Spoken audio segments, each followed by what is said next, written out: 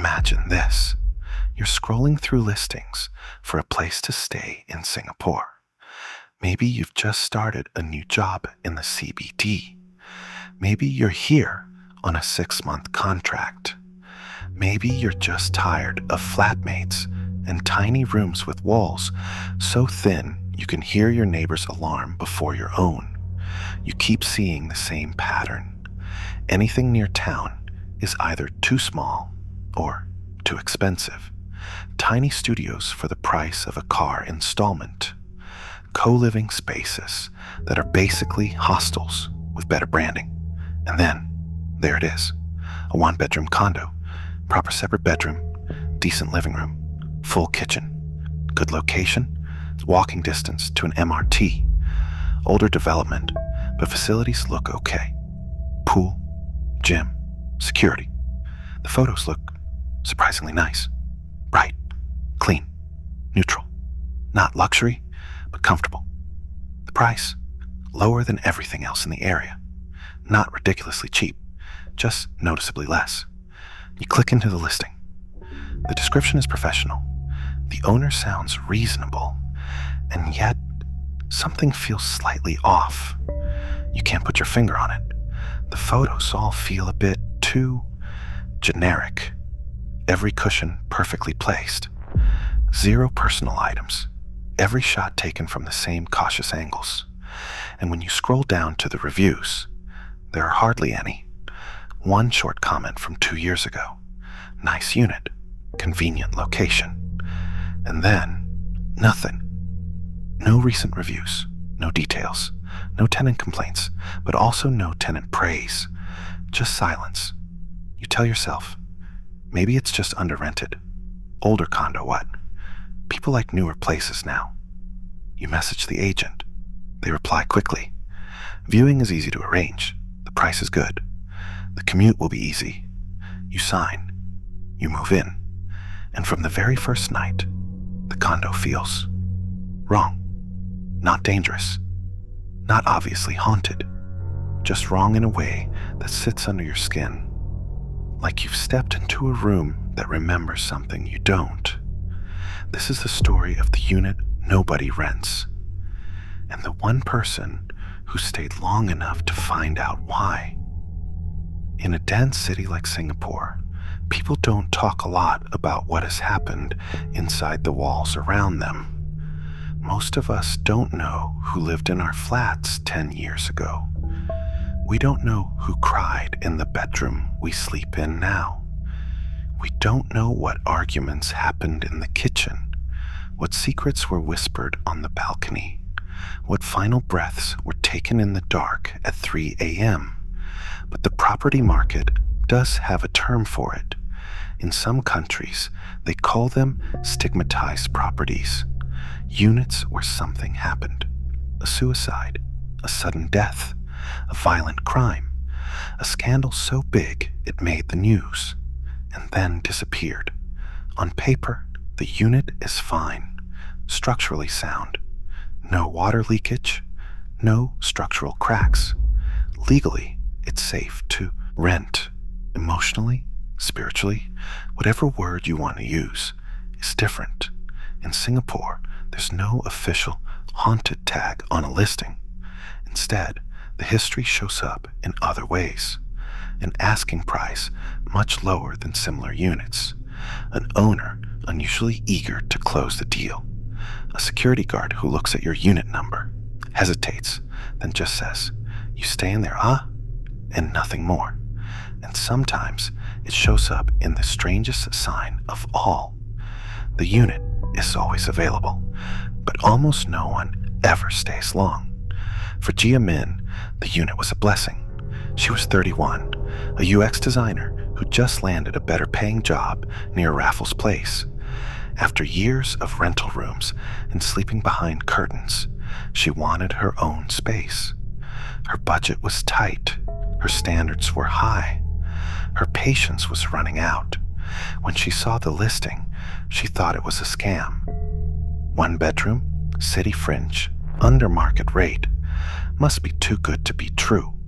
Her friend texted. The viewing was on a weekday evening. The condo was one of those older developments from the early 2000s. Slightly dated lobby, a bit of faded marble, but still respectable. The security guard glanced at the unit number, then at Jia Min, but said nothing. The agent was cheerful, a little too fast talking. When he opened the door, the first thing Jia Min noticed was how empty the place felt. Not physically. There was furniture, a sofa, a TV console, a dining table, a bed, but the air felt thin, flat, like a hotel room that had just been opened after months of being sealed. No smell of cooking, no lingering perfume, no dust either, which meant someone had cleaned, recently and thoroughly. The walls were freshly painted white. The wardrobe was almost new. Even the mattress still had that springy, unused feel. "It's been vacant for a while?" Jia Min asked casually. The agent's smile didn't move. "Owner lives overseas, not actively renting the last few years. Only started again recently. You're lucky, actually. Many people inquire, but timing always not right." She walked through the unit. The kitchen was practical. The bathroom was small but clean. The bedroom had a big window with a view of another block. Everything looked fine. Still, she felt something else, a subtle resistance, like the room didn't want her there, but also didn't really care. A kind of numbness. She ignored it. In a city where rent can swallow half your salary, bad vibes are a luxury not everyone can afford to respect. She signed a 1-year lease. The first few days were normal. New job, new routines, new commute. She bought a plant for the window, put her books on the shelf, hung up a string of fairy lights. She tried to make the space her own. At night, the unit was quiet, too quiet. No distant TV from neighbors, no footsteps upstairs, just a faint hum of the aircon and the occasional car from the expressway far away. On the fourth night, she woke at 1:30 a.m. for no reason.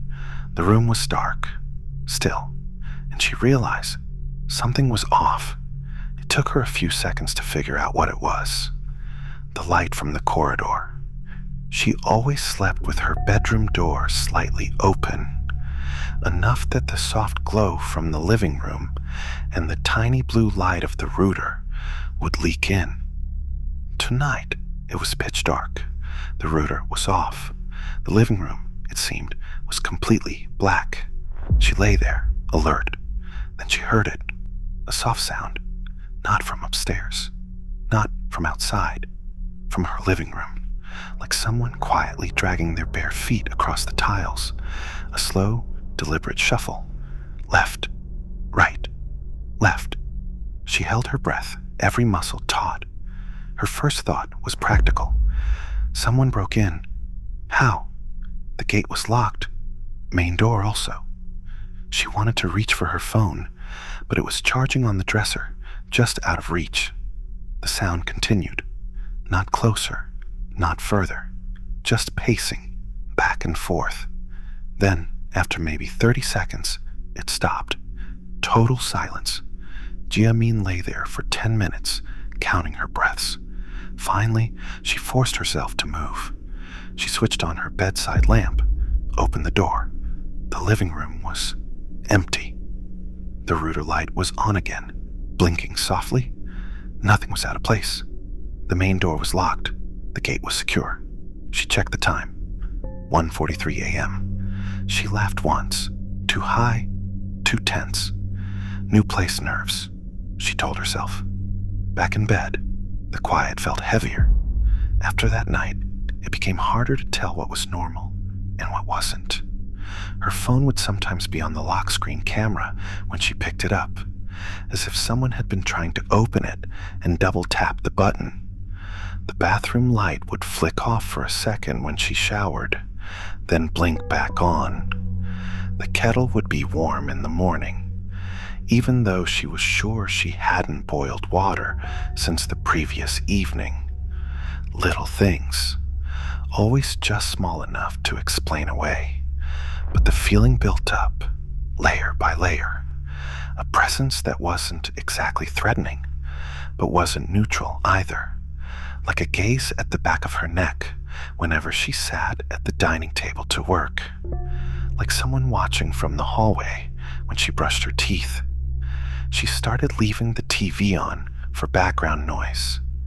She used white noise apps to fall asleep. She told herself it was city stress. Then the dream started. The first dream was simple. She was lying in her own bed, in the condo, in the exact position she always slept. Everything was the same. The dull orange glow from the building opposite, the faint buzzing from the aircon, the outline of the wardrobe. Except she couldn't move, sleep paralysis. She could feel her body on the mattress, but her limbs wouldn't respond. Her tongue felt heavy. Her lungs worked too slowly. In the dream, she stared at the bedroom doorway. The door was open a little wider than usual. Through the gap, she could see the living room. Someone was standing there, a man, just outside the bedroom, half hidden by the doorframe. She couldn't see his face, only his outline. Short-sleeved t-shirt, shorts, bare feet. His posture was strangely stiff, as if he didn't quite know how to stand like a normal person. In his right hand, he held a phone, pointed directly at her, recording. He didn't move, didn't speak, just watched. The sound in the dream was wrong too. Too quiet, like the world had been put under a blanket. Jia Min tried to scream, but in the dream, no sound came out, only a dry, choking noise. The man's arm didn't tremble. The phone stayed fixed on her, like a camera on a tripod. Then, slowly, his head tilted, not towards the bed, but towards her, towards where her awareness was, as if he knew she saw him, as if he could see her seeing. She woke up with her heart pounding so hard it hurt. The room was empty, the door slightly open, the living room dark. Her phone was on the bedside table, screen black, camera app closed. She told herself it was just a nightmare. Just one, but it wasn't. Over the next month, the dreams repeated with small variations.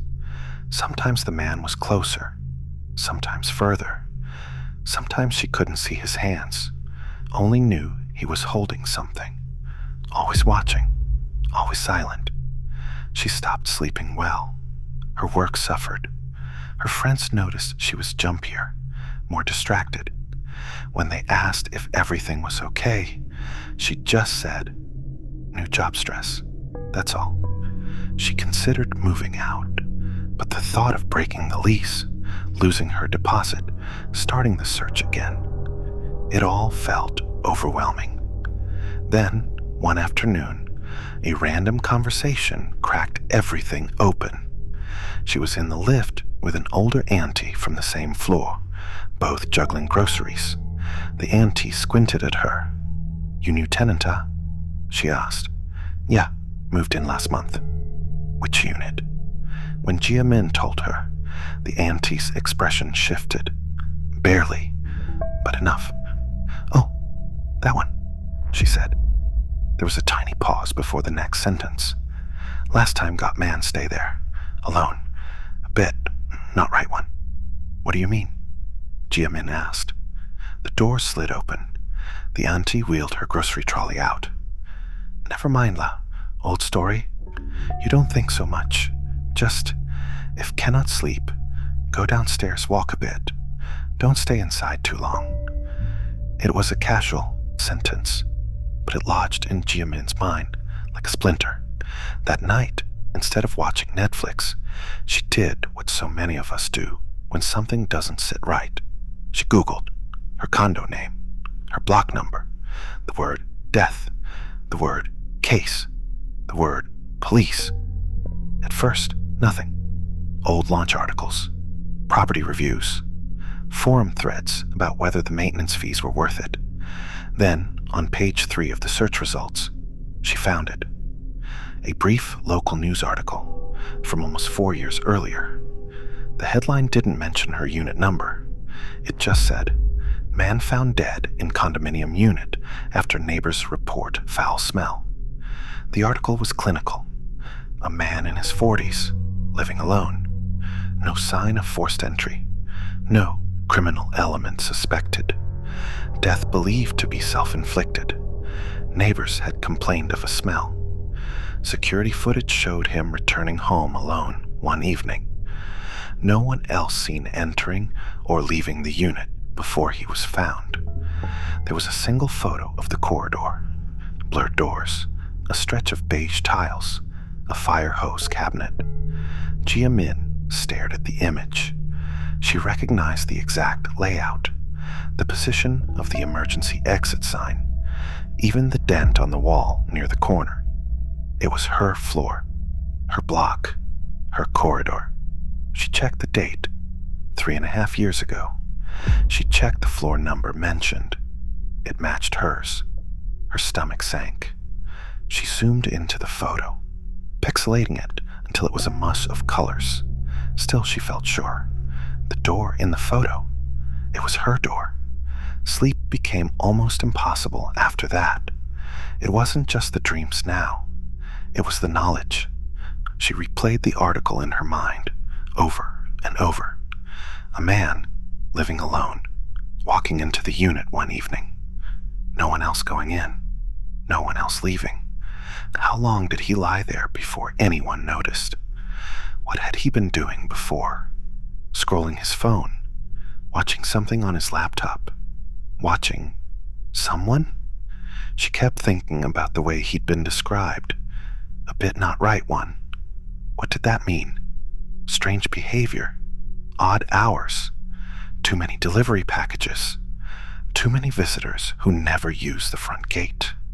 She remembered her dreams, the man in the doorway, the phone in his hand, the feeling of being filmed.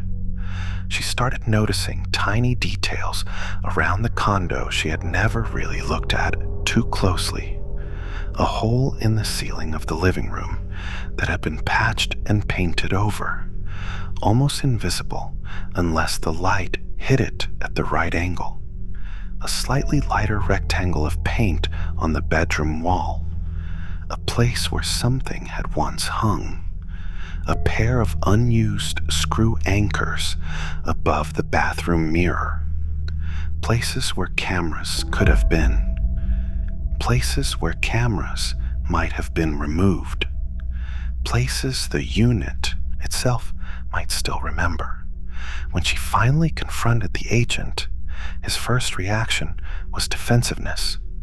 "It's in the past already," he said.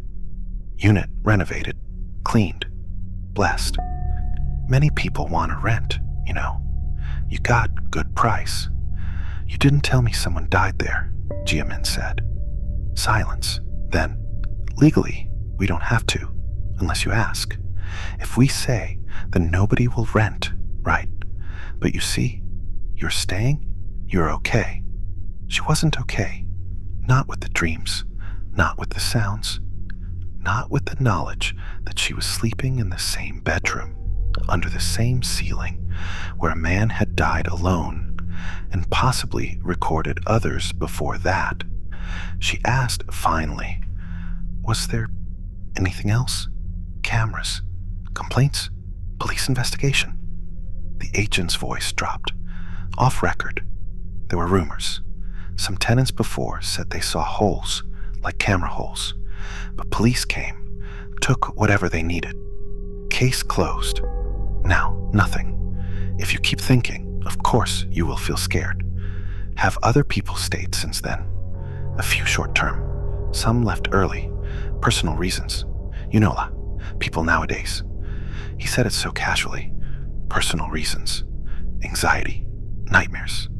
A door you can't walk through at night without feeling like you're being watched by someone who isn't there anymore. if they were ever only someone at all. In the end, the decision cost her money, but gave her back everything else: sleep, appetite, the ability to walk from bedroom to bathroom at night without that tight, crawling feeling along her spine. She broke the lease. The landlord kept her deposit. The agent moved on to new listings. The condo unit went back on the market a few months later with slightly lower rent, new photos, rearranged furniture, fresh coat of paint. The listing looked almost identical. Bright and airy one-bedroom unit, quiet-facing, ideal for professionals, immediate move-in. And once again, over the months that followed, hardly any reviews appeared. A few people moved in, a few people moved out. Quickly, the unit remained, always available sooner than it should be.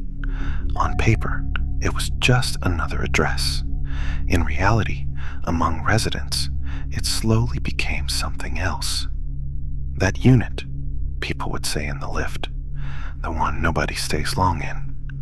The unit nobody rents. So what do we do with stories like this? Is Jia Min's experience proof of a haunting, or testimony of something more psychological? Psychologists will say that once you know the history of a place, your brain does the rest. You become hyper-aware of every sound, every shadow, every glitch in the light. Your mind fills in the gaps. Dreams latch onto real-world details. Anxious thoughts manifest as sleep paralysis, footsteps, figures in doorways.